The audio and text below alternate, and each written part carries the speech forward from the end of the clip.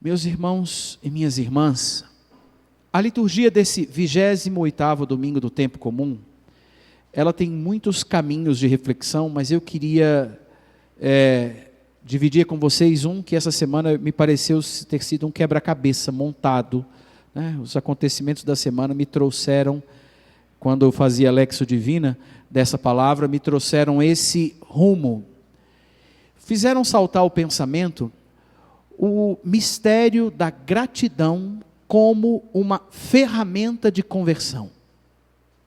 Como é interessante pensar isso, né? A gratidão como uma ferramenta de conversão. E aqui eu descobri, por exemplo, para tentar entender um pouco mais sobre gratidão, eu descobri que São Tomás de Aquino escreveu um livro chamado Tratado de Gratidão. E nesse livro, ele diz que esse sentimento possui 3 compreensões. Primeiro, 3 níveis de compreensão. Primeiro, a pessoa que é grata, ele reconhece uma graça, um favor que recebeu, um bem que recebeu. Eu recebi algo bom. Recebi. Independente de sentir, não sentir, eu recebi algo bom. Primeira compreensão. Reconheço a graça ou um favor recebido. Segunda compreensão. É uma sensação e uma emoção de alegria por ter recebido este bem espontaneamente. Eu experimento emoção e alegria por aquilo que me foi feito de bom, que me foi dado de bom. Sensação de emoção e alegria. E o terceiro nível de compreensão é o que esse reconhecimento e essa alegria provocam a necessidade de retribuir o bem que me foi feito, a graça recebida, não por obrigação, mas para que possa permitir que outras pessoas experimentem esse mesmo sentimento. Nossa, que interessante foi encontrar essa riqueza. E perceber que a liturgia, ela nos dá essa compreensão de gratidão como algo presente na vida cristã. A liturgia de hoje, ela nos mostra as raízes da gratidão na vida cristã. Por que ser grato é um exercício, uma postura na nossa história? Não é uma questão de autoajuda ou de remédio para afirmar aqui ou ali. Não, é uma postura diante de Deus. E ela diz isso porque ela coloca diante de nós leprosos que foram curados. Ou seja, ela nos traz Naamã, o sírio, alguém que não era do povo de Deus, que foi curado por Eliseu, o homem de Deus, e os leprosos que foram curados por Jesus. E aqui é preciso fazer um recorte, né? A lepra, hoje chamada de hanseníase, é uma doença que tem tratamento e tem cura. Naquele tempo não era conhecido nenhum tratamento ou cura. Então, como era tratada a lepra e o leproso naquele período? A lepra na lei mosaica era entendida como uma impureza contagiosa. Por isso, o leproso era excluído da comunidade. E é interessante porque naquele tempo o sacerdote era como que o juiz que dizia que quem podia estar ou não estar na comunidade, e quando alguém se apresentava doente, e sobretudo com uma doença contagiosa, ele tinha uma compreensão, e era uma compreensão comum naquele tempo, que fez um mal, Deus está castigando. Então, e se alguém encontrasse ou ter contato com essa pessoa que está doente, vai ser impuro e ficar doente também. Então, por isso, aquele que era leproso precisava, segundo o Levítico, clamar, gritar, ele precisava andar, segundo o Levítico, com vestes rasgadas, cabelos desgrenhados, e clamando impuro, impuro, enquanto durasse a enfermidade. E era interessante, então, que essa compreensão era aquilo que Naamã tinha, era aquilo que os leprosos que procuravam Jesus tinham. Aqui, salve-se uma ideia, uma percepção. Cristo recebeu os leprosos à distância, na leitura do Evangelho de hoje. Mas nos evangelhos, em outros dois momentos nos evangelhos, nós encontramos Cristo que, com uma absoluta liberdade diante dos preceitos da lei, ele se aproxima e toca nos leprosos.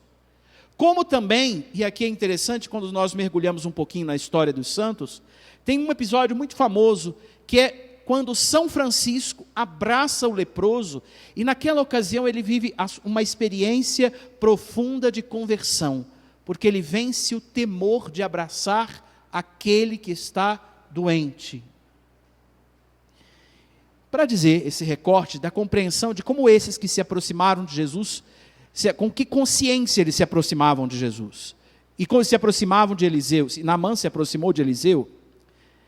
Mas é desses personagens que eu quero hoje tratar, da atitude que Naamã curado teve, que o leproso curado que voltou teve. Naamã e o leproso que voltou, eles reconhecem que a cura nasce da compaixão de Deus.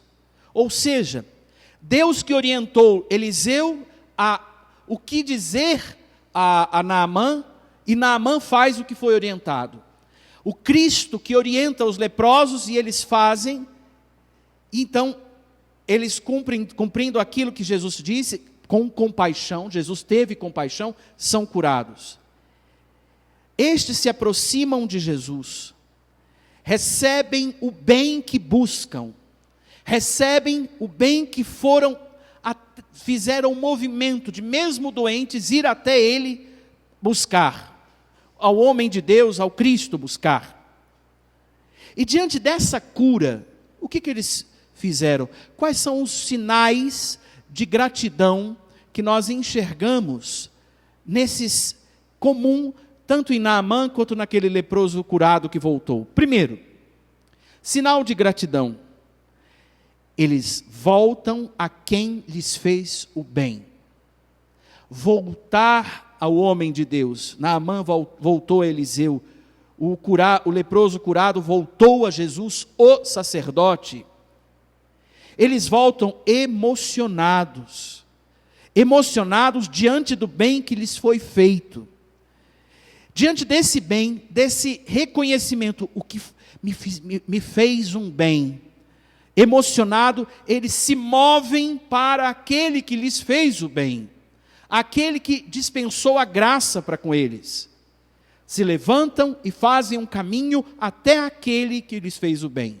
Primeira coisa, primeira expressão da gratidão, ela faz com que eles voltem a quem fez o favor para eles. Segunda expressão de gratidão, eles reconhecem o bem que foi feito, reconhecem o bem que eles receberam. Quando Naamã encontra Eliseu, quando o leproso curado encontra Jesus, eles reconhecem que o favor que receberam, o bem que buscaram, ou seja, eles experimentaram na pele a cura.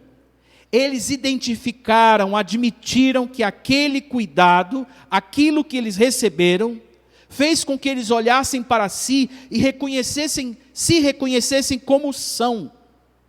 Sou filho de Deus, sem os males que me feriam, sem os males que me desconstruíam ou diminuíam. Eu me enxergo como filho. E aqui é interessante a consciência que eles trazem consigo nesse reconhecimento do bem que foi feito. A doença, ela faz com que a pessoa entre num modo de sobrevivência quase. E então ela começa a ter que cuidar, e o cuidar estabelece, eu não posso isso, eu posso aquilo, eu posso ir até aqui. Quando o médico passa os preceitos, a gente só pode tomar isso, só pode comer a quantidade daquilo. A gente vai experimentando, a doença vai pondo a gente num modo de sobrevivência. Cuidados precisos para sobreviver. E é interessante, porque quando eles são curados, aquilo some. Aquilo faz com que eles enxerguem, e aqui tem uma coisa curiosa, né? Os leprosos sofriam de uma doença de pele. Então, no maior órgão do corpo humano, a pele, eles experimentavam a ferida e se viam feios, maculados. Eu quando escutava isso, era interessante quanto eu já conversei com alguns médicos sobre esse desafio da hanseníase, porque eu tenho uma doença chamada dermatite atópica, e uma vez, quando a médica constatou, ela disse assim: você tem isso, sua pele não produz água e óleo suficientes, e quando a gente ouve um diagnóstico, parece que a gente é só aquilo, né? E aquilo é horrível de se sentir reduzido a um mal que carrega. É estranho. E é estranho quando no seminário, as brincadeiras às vezes, bom, enfim, aconteciam isso também, né? As pessoas chamavam de leprinha a pessoa que, no meu caso, carregava as reações da dermatite, enquanto a gente não encontrava um cuidado específico. Mas como é interessante sentir-se... eu me identifiquei muito com os dois, mas por ter ouvido o que não tinha, mas ouvido. E é estranho quando você se sente a menos por causa daquilo que sofre. E a cura faz com que você se sinta livre. Você se veja, se enxergue, se reconheça como é. Por isso eles reconheceram o bem, voltam emocionados porque reconheceram o bem que foi feito, voltam a quem lhes fez o bem. Segundo, reconhecem o bem que lhes foi feito. E terceiro, eles desejam retribuir o bem que lhes foi feito. Eles desejam corresponder a esse bem de algum modo, para que aquele que lhes fez o bem saiba da alegria que eles experimentam, da alegria de ter reencontrado consigo, recobrado suas forças, da alegria de ser capaz de poder levantar e seguir o caminho da vida. Quando nós escutamos a voz de um limite, parece que nós não podemos fazer nada a mais na nossa história. Como é interessante reconhecer, eu quero te dizer que eu posso, obrigado por esse bem, porque eu posso levantar e ir. E aqui, nesses 3 gestos de gratidão, está o ponto desafiador da liturgia de hoje. A compreensão da gratidão como uma ferramenta de conversão.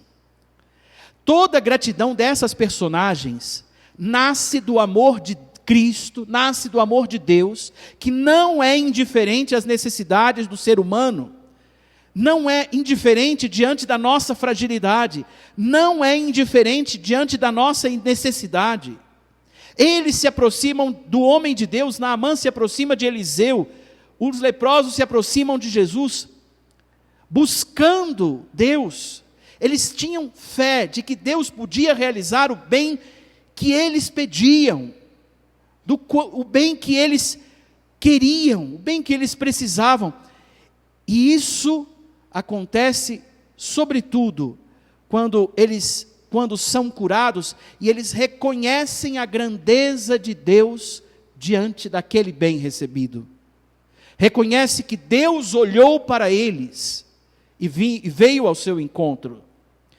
E isso fica nítido, o reconhecimento de que Deus olhou para eles e veio ao seu encontro, sobretudo no final, seja da primeira leitura, seja do Evangelho. No final da primeira leitura, Eliseu, no seu anseio de agradecer, Naamã, no seu anseio de agradecer a Eliseu, oferece presentes. Eliseu diz a palavra, foi firme na recusa, indicando assim que não era ele que Naamã retribuía aquele bem, mas era a Deus. Por isso a gratidão se torna para Naamã uma ocasião de louvor, ou seja, ele faz um voto de fé no coração e na vida e é ansioso por cumpri-lo. Lembrando que Naamã era sírio, pediu a Eliseu que pudesse levar o que 2 jumentos pudessem carregar de terra, voltar para a sua terra, com a terra do povo de Deus, e ali louvar o seu Deus. Jesus, no final do Evangelho, fala, levanta-te e vai, tua fé te salvou. Isso significa que nós não estamos mais só no plano da cura física que Deus pode realizar, mas na adesão, a adesão à fé. Na prática, Jesus indica um caminho, ou seja, um convívio, para que nesse convívio se estabeleça um relacionamento mais profundo, um relacionamento pessoal e mais profundo com Ele que curou e fez o bem. Dom Paulo, nosso arcebispo, no final do comentário sobre esse domingo, ele diz assim: o reconhecimento, a gratidão o conduzem à fé e a Jesus. É isto que o salva. O fundamento da salvação não está só no poder de curar de Jesus, mas no seguir Jesus, estabelecendo um relacionamento pessoal com Ele. Diz ainda Dom Paulo, que a atitude deste leproso inspire o nosso caminho de fé.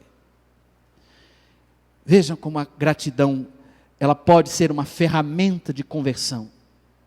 Porque a gratidão me move. A gratidão me enche, me renova, me faz levantar e recomeçar. E que exercício eu posso sugerir a vocês? Eu quero pensar esse exercício diante do profeta Eliseu.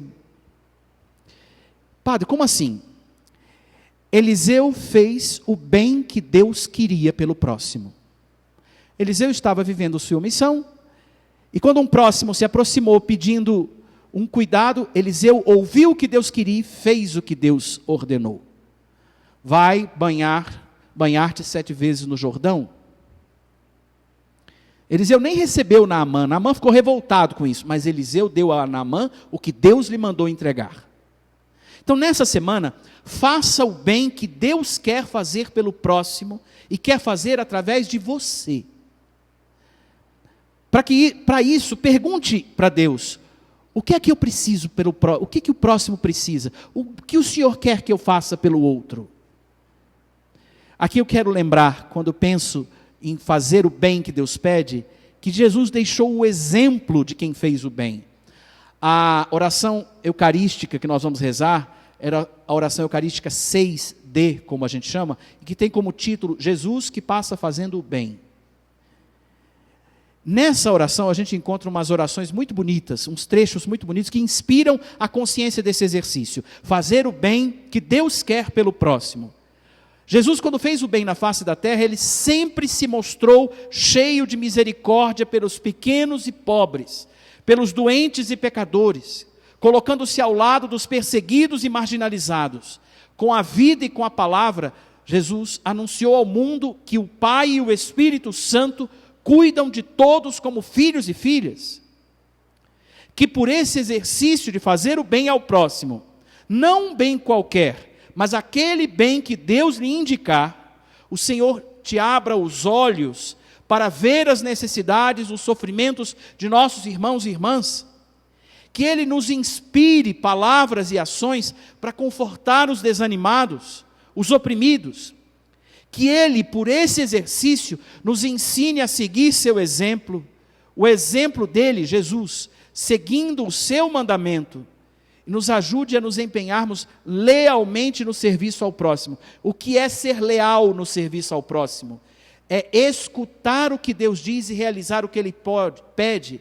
Não é simplesmente fazer um bem afetivo ao outro, mas fazer o bem que Deus me pede pelo outro.